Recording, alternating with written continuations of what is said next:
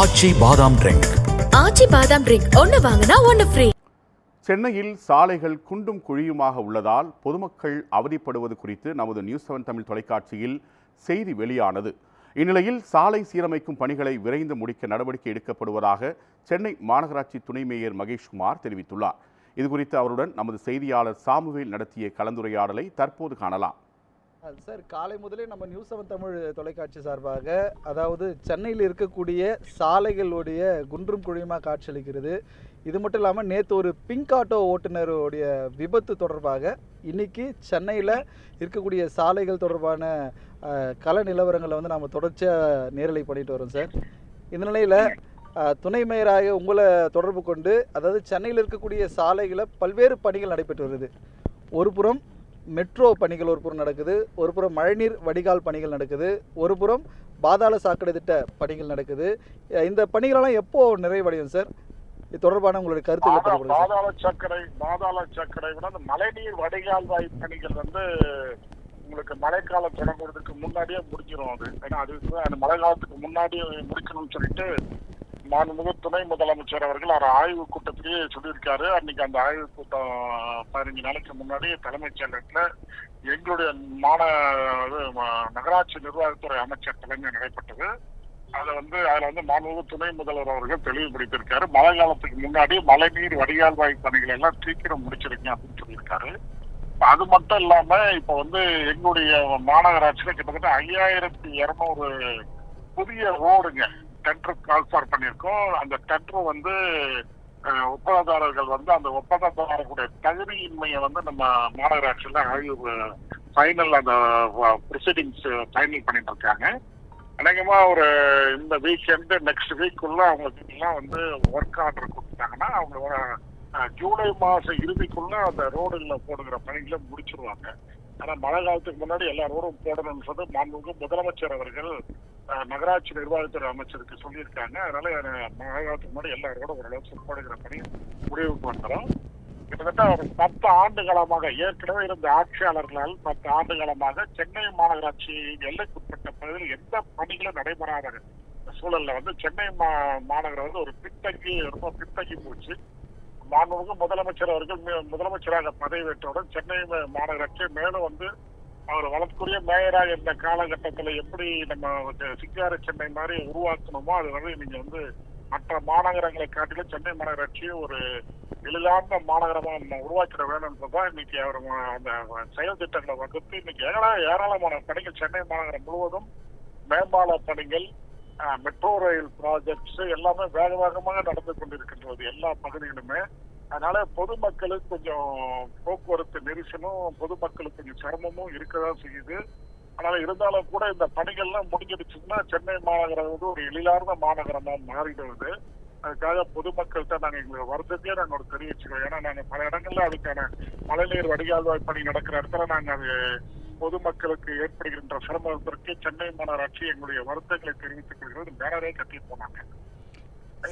எல்லா இடங்களும் மழைநீர் வடிகால்வாய் பணிகள் நடைபெறுகிறது. மழைநீர் வடிகால்வாய் பணி கூட உங்களுக்கு மழை காலத்துல முடிஞ்சிடும், ரோடு போடுற வேலையும் முடிஞ்சிடும். இது மீன் டைம் இந்த நிறைய இடங்கள்ல இந்த குண்டும் குழியுமாக இருக்கிறது. அதனால போக்குவரத்துக்கு பல பேர் சிரமமா இருக்கின்றாங்க. அதுக்காக கூட எல்லா மண்டல அலுவலர்களுக்கும் நாங்கள் அறிவுறுத்திருக்கோம். அதை பேட்ச் அவுட் பண்ற பணி அதிகமான குண்டு குழிகள் இருந்தால் உடனடியாக அதை பேட்ச் அவுட் பண்ணி அறிவுறுத்திருக்கோம். சென்னை மாநகராட்சியில வந்து மாநகராட்சி சாலைகள் மட்டும் இல்லாம நெடுஞ்சாலைத்துறை சாலைகளும் நிறைய இருக்கு. அதுக்கு நெடுஞ்சாலைத்துறை அதிகாரிகள் கவனத்துக்கும் என்னுடைய மாநகராட்சியுடைய ஆணையர் கொண்டு சொல்லியிருக்காரு. அந்த பணிகளையும் நீங்களும் உங்க துறை வேகமா பண்ணுங்கன்னு அவர் அறிவுறுத்தியிருக்காரு. எல்லா பணிகளும் வேகமா நடைபெற்று கொண்டு இருக்கின்றது. அதனால இந்த மழை காலத்துக்கு முன்னாடி மழைநீர் வடிகால் முடிஞ்சிடும், சாலை போடுற பணிகளும் முடிஞ்சிடும். சார், தொடர்ச்சியாக இப்போ மாநகராட்சி சார்பாக சென்னையில் அமைக்கப்பட்டிருக்கக்கூடிய இந்த பாதாள சாக்கடை திட்ட பணியில் வந்து இந்த மேல்தட்டு ஓடுகள் வந்து அமைச்சிருக்காங்களா சார்? இந்த மூடிகள் எல்லாம் வந்து பழுதடைந்து சேதமான நிலையில் வந்து பொதுமக்கள் அந்த நடைபாதையை பயன்படுத்திட்டு வராங்க. இப்போ அதெல்லாம் மாற்றக்கூடிய பணிகள் எப்போ நடைபெறும் சார்?